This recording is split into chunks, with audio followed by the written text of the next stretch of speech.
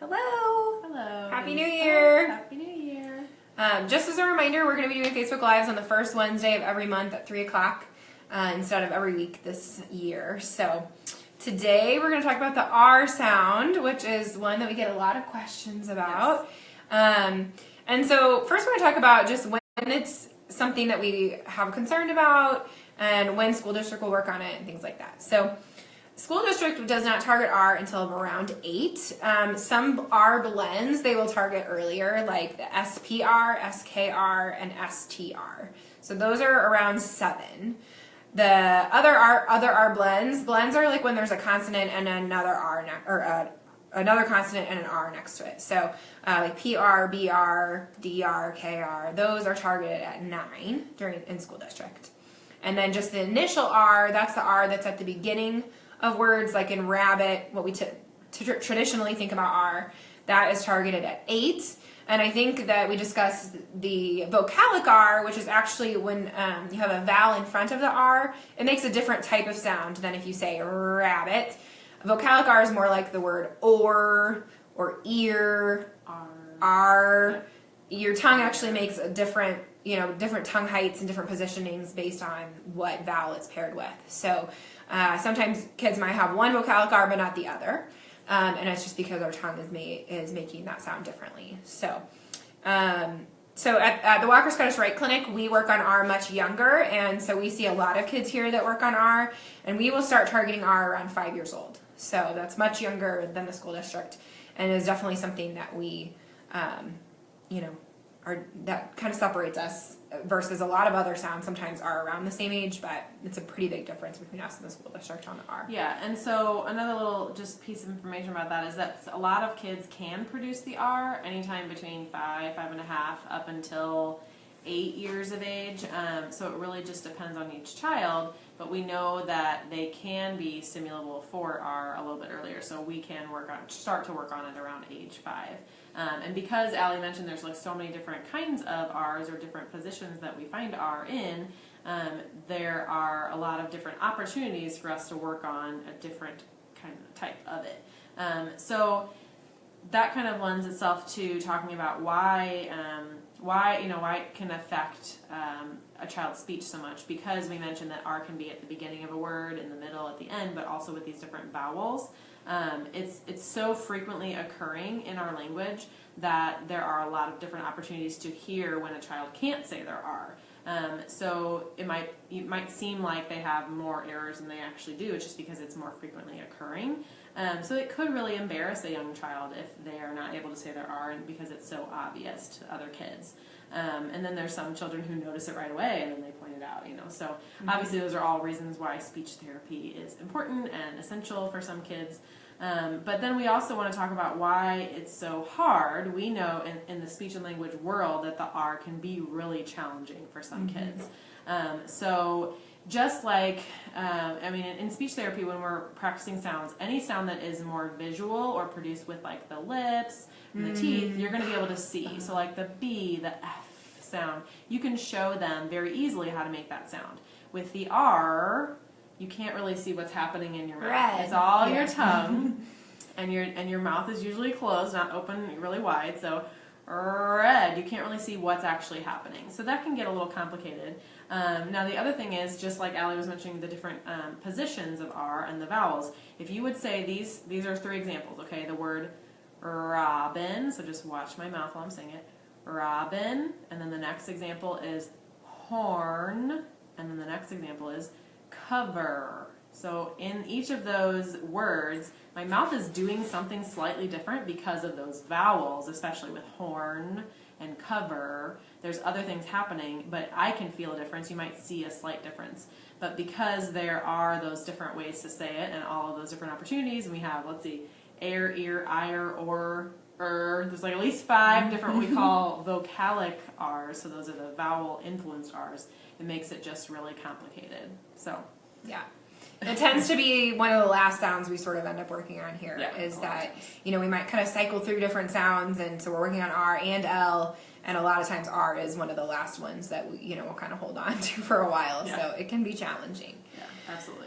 So just some ways to work on R. This is definitely one that I would say is probably more challenging for parents to, do at home with their children. If your child is easily stimulable for an R, that means they probably don't need speech therapy. So if you can get them to imitate you doing an R, they're probably going to get it on their own. If you're just saying rabbit till the cows come home and they're just saying wabbit over and over again, then that probably is a good indicator that you need to see a speech pathologist to work on some of these things. So if you're already trying to work on R at home, this might be a good, little thing to watch to kind of get an idea of some things to cue your child with. So one thing you can kind of do is like the growl sound, almost like a tiger or a lion, or, just trying to get that like really flexed position of that tongue.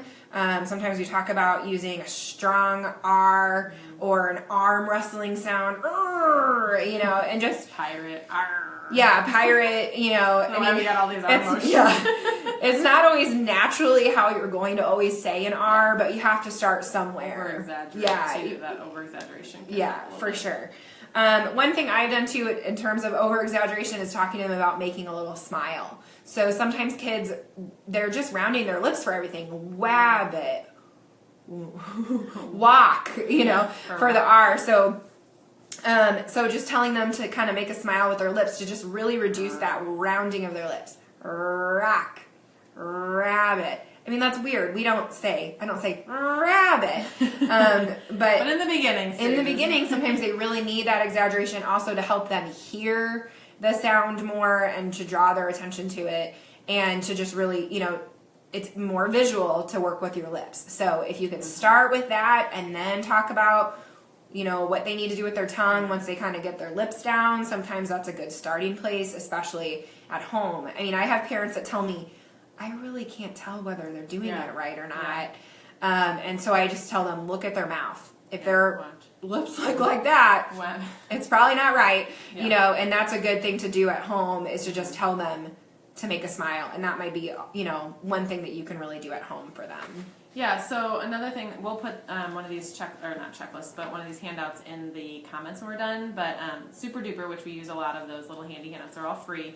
One of their resources also mentions that another place to start with your child is just having them play a little game and see if they can hear the difference. So, for example, in our field, we call it auditory discrimination, being able to hear the difference between the two sounds. But for you, you can just kind of make it into a game. That's what we do with all of our kids anyway in therapy. So you might say rabbit, and then you might say wabbit. So pick some words that have R. If you do the R at the initial position, that's probably going to be the easiest to hear the difference because it's more like a consonant. It's not influenced by all those vowels like those like fire and ear and all those. So like ring and wing. It kind of helps too if the other word that you're saying the R incorrectly on is an actual word. Because then it's like, oh wait, are we talking about a ring? Are we talking about a wing? And just see if your child can kind of hear the difference between the two. That's a good first step, is just being able to discriminate between those two. Sometimes kids also really love telling you when you're wrong. Yes. So I will have them listen to me and tell me did I do a good sound or do I need to fix it? And I try not to say, is it bad? But to tell them, good thumbs up or thumbs down sometimes is a good way. Thumbs up or thumbs down. Maggie says, and your child may have a different tongue position than you, but still produce it accurately. This is so good point. So I was going to mention something about the tongue position, is that with the R, your tongue can actually do two different movements to make the R. Your tongue could make this, I always kind of use my hand as the tongue because you can't see it. If your tongue kind of humps back like that, that can make an R.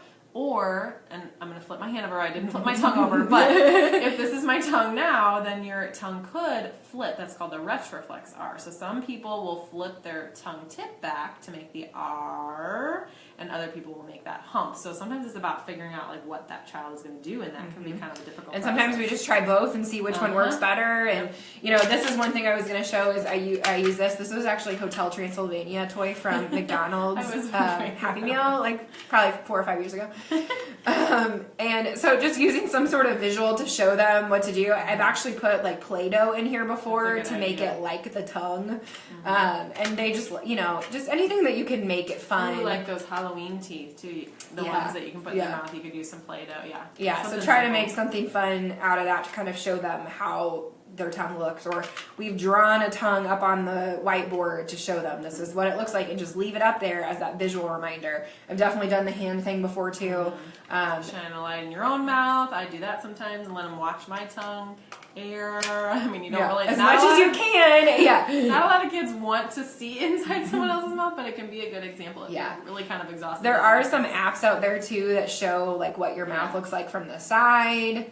Yeah, they show a diagram of the tongue. Yeah, actually. Yeah, things like that. So, the other, that she talked about the humpback, sometimes telling them to touch the sides of their tongue up to their teeth and kind of hump your tongue. I don't know. That's what Leo said to do. So, I mean, R is one of those things that SLPs all have their bag of tricks. We all probably do it and teach it differently. And there's tricks that will work for one kid that will not work for another kid. And that's what makes it so tricky, is that R is not just a quick fix in terms of everybody. We can say, pull your tongue back, or, so. That was another trick that I forgot to bring a rubber band. But sometimes, Jean Evans, she's a wonderful professor who was at SLU for many years and also at Fontbonne. She showed me this trick when I was in grad school. So if you would take a rubber band, I would put it like on my thumb, and then I would grab it with my other finger, and I would pull my hand back while I'm doing the ear or R or rabbit, because there is this posterior movement that has to happen with your tongue. Either way you do it, with the flip, the retroflex, or the hump, you have to move that tongue back.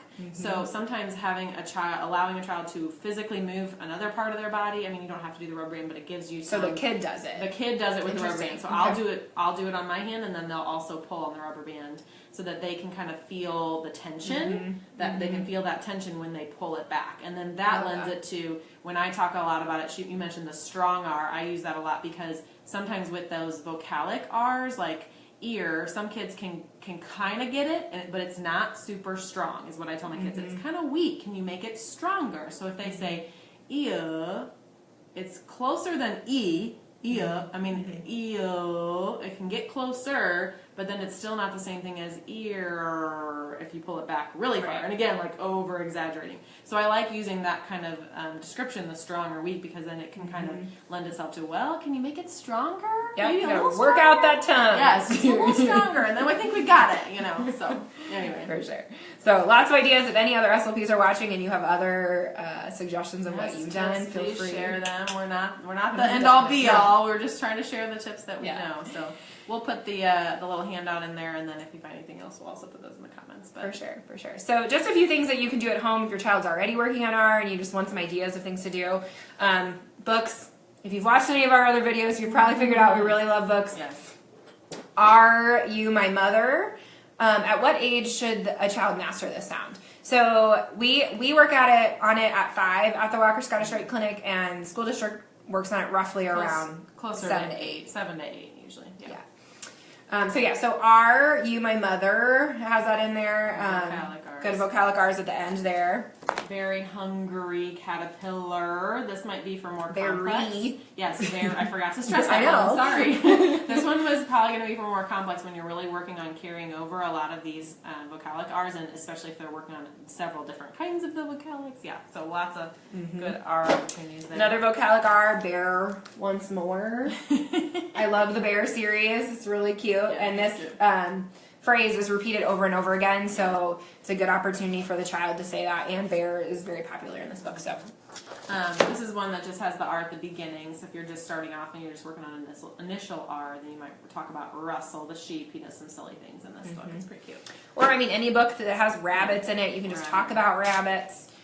Roar, the lion says roar to all these animals, and he's trying to get them to play with him, but now that one could be tricky because there's an R at the beginning and at the end. You got this vowel. More complex. There's also lion, and so kids that sometimes are working on R and L, they really mix those up and have a hard time kind of differentiating where is an R, where is an L. So again, this might be kind of as they're progressing and they're getting better and better and working on some of that on their own. Yeah, and good point too, because sometimes in therapy we will purposely not practice. I purposely do not practice my R's and my L's on my same day unless we are really close to being able to graduate from speech.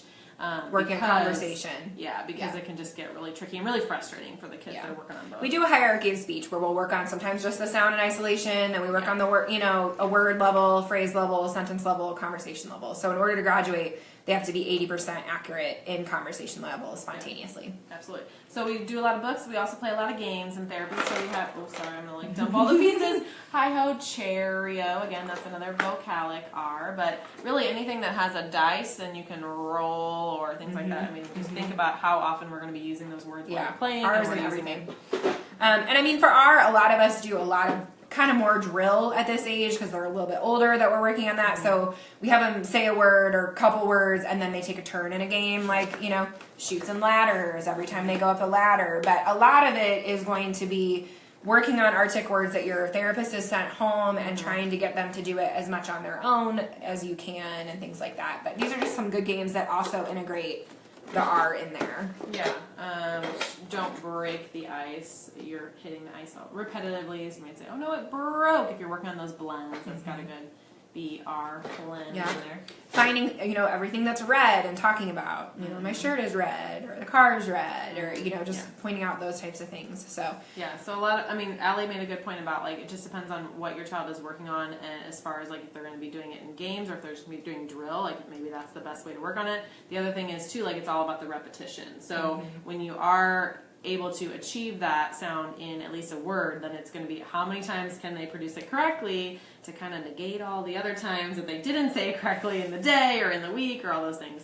So you're just trying to get as many good productions as possible. So for sure. So all right, well, thanks everyone for watching, and we will see you on the first Wednesday of the month next month. Not sure what day that is.